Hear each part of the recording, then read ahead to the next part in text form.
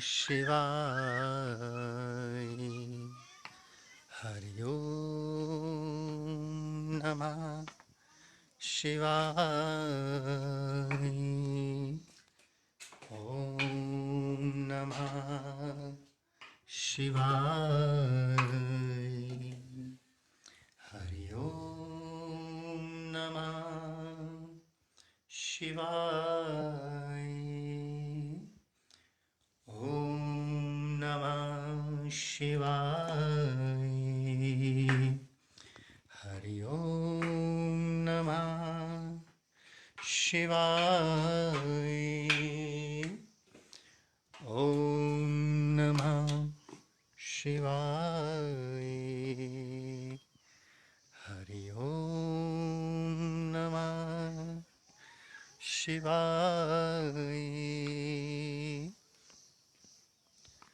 ओम नमः शिवाय।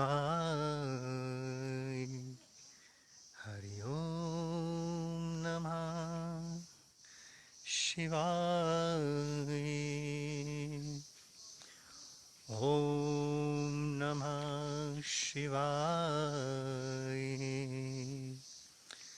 हरि ओम नमः शिवाय। ओम नमः शिवाय। हरि ओम नमः शिवाय।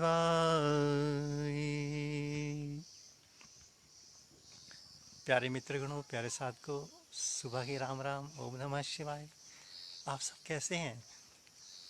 आशा करता हूँ कि आप बहुत अच्छे होंगे, आनंद में होंगे, मस्ती में होंगे, प्रभु की कृपा से खूब मज़े कर रहे होंगे।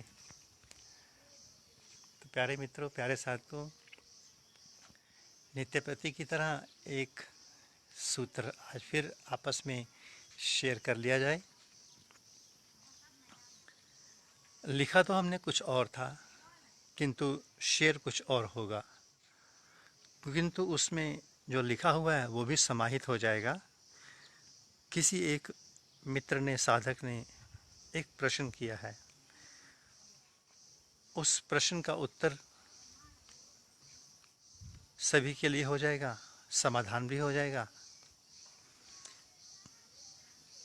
हमने सबने एक बात सुन रखी है, आपने भी सुनी होगी, भूखे भजन होए ना गोपाला। अनेकों बार सुना होगा आप सबने, हमने भी सुना है। पर प्यारे मित्रों, एक और बात कहते हैं। वो श्लोक है या कहावत है, वो मुझे पूरी तरह से याद नहीं है। उसमें ऐसा है कि जहाँ ना पहुँचे कवि, वहाँ पहुँचे अनुभवी, ऐसा कुछ है श्लोक। अर्थ आप समझ गए होंगे कि कुछ चीज़ें, कुछ बातें ऐसी ऐसी कही गई हैं कि जिसका जो प्रमाणित नहीं है, जो प्रमाणित नहीं है। जैसे कहा गया कि भूखे भजन होए ना गोपाला, ये ले अपनी कंठी और ये ले माला। ये बात, जिसके भीतर प्यास नहीं है वो ये बात कह सकता है, किंतु जिसके भीतर प्यास है वो ये शब्द नहीं कह सकता। क्योंकि या तो हृदय में शिकायत रह सकती है या धन्यवाद। तो वो कह रहा है कि भूखे भजन हो ना गोपाला, शिकायत कर रहा है। तो शिकायत में परमात्मा प्रार्थना कैसे स्वीकार करेगा? प्रश्न ये किया गया है कि भजन करने बैठते हैं तो गरीबी और बच्चों की चिंता, बच्चों के भविष्य की चिंता, बीमारी की चिंता, अनेकों चिंताएं घेर लेती हैं। तो ऐसे में भजन नहीं होता। कुछ हद तक ये बात सही हो सकती है, किंतु पूर्णतया ये बात सच नहीं है। प्यारे मित्रों, पूर्ण रूप से ये बात सच नहीं है।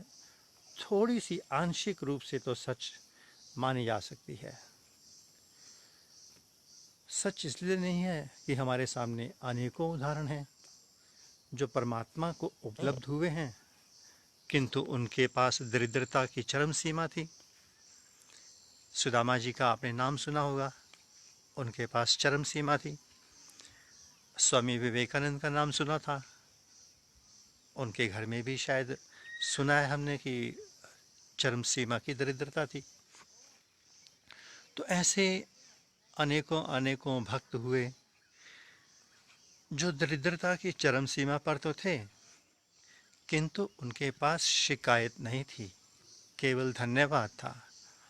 और शिकायत करने वाला इंसान भला परमात्मा को कैसे भज सकता है?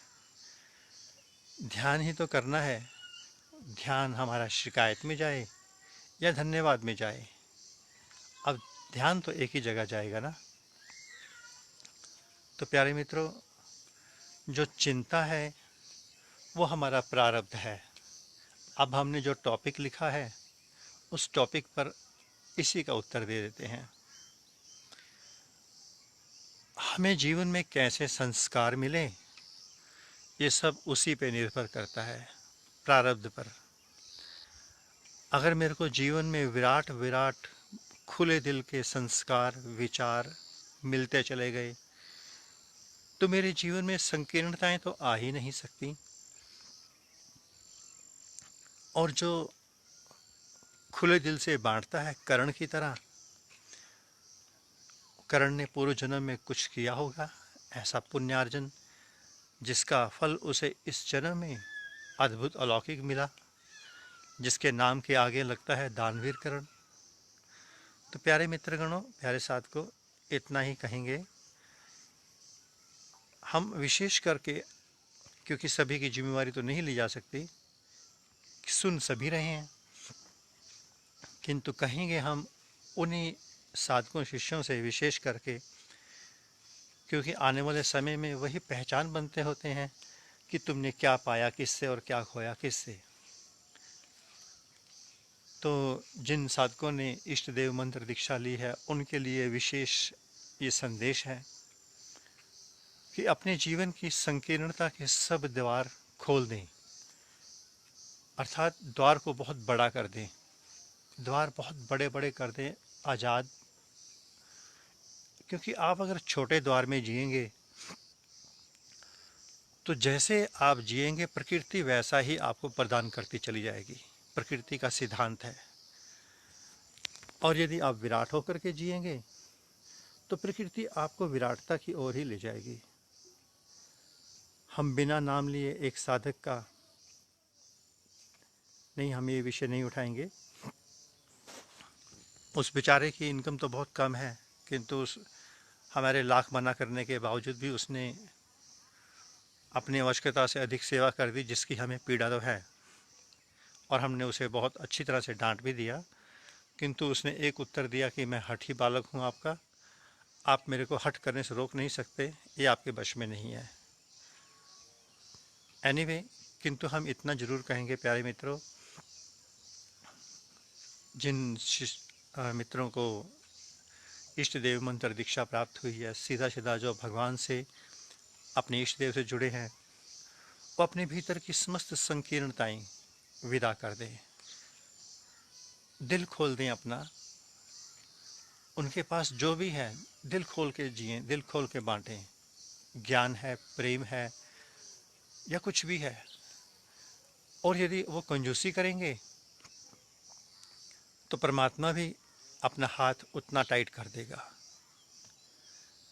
अगर हम भी कहें कि हम अपनी ऊर्जा का 10% खोलेंगे, 15% खोलेंगे, शेष नहीं खोलेंगे, तो परमात्मा भी उतना ही खोलेगा हमारे लिए। अगर हम ध्यान में बैठते समय, जब आप सबके साथ बैठते हैं, अपने पूरे ऑरे को खोल देते हैं, 100% ऊर्जा को खोल देते हैं, तो परमात्मा भी हमें देखता है कि एक साधक के पास है तो रत्ती भर, किंतु उसने रत्ती भर को ही पूरा खोल दिया, सुदामा की तरह बांट दिया। तो ऐसे में परमात्मा दयाल हो जाता है, फिर परमात्मा बरसाता है। और यदि परमात्मा बरसाने लग जाए, फिर उसकी बरसात तो ऐसी होती है कि संभाल पाना असंभव हो जाता है। अगर मैं ही संकीर्ण हो जाऊंगा तो हिमालय में विराजमान अनंत ऋषि मुनि जो आसपास से विचरण करते हैं वो देख लेंगे, वो समझ जाएंगे कि साधक बांटने का ड्रामा तो कर रहा है किंतु ये बहुत कंजूसी से बांटना चाह रहा है, इसने अपनी ऊर्जा को लॉक कर रखा है। तो वो ऋषि मुनि भी आएंगे तो जरूर बाईपास हो जाएंगे, बिल्कुल बाईपास हो जाएंगे। वो समझ जाएंगे कि इसका पात्र बहुत छोटा है, इसमें नहीं उड़ेला जा सकता। किंतु जब हम अपने पात्र को बिल्कुल ओपन करके बैठते हैं तो उस पात्र को वो भरते हैं, ऋषि मुनि आकर के इतना भरते हैं कि वो ओवरफ्लो होता है। तो जब आप इस तरह से जीते हैं तो हमारे जीवन के दुख, कष्ट, दरिद्रताएं, चिंताएं अपने आप हरी जाती हैं, अपने आप परमात्मा हर लेता है। तो मेरे प्यारे मित्रों, प्यारे साथी, आप कहाँ खड़े हैं, आपकी क्या स्थिति है, आप तो जानते ही हैं, आपसे अधिक तो कोई नहीं जान सकता। किंतु एक दूसरा भी है जो आपसे कई गुना अधिक जानता है, कई गुना अधिक। तो संकेत यही है, विराट हो जाएं, आकाश हो जाएं, ताकि आपके भीतर आकाश उतर सके। इतना ही। ओम नमः शिवाय। प्यारे मित्रों, मिलते हैं।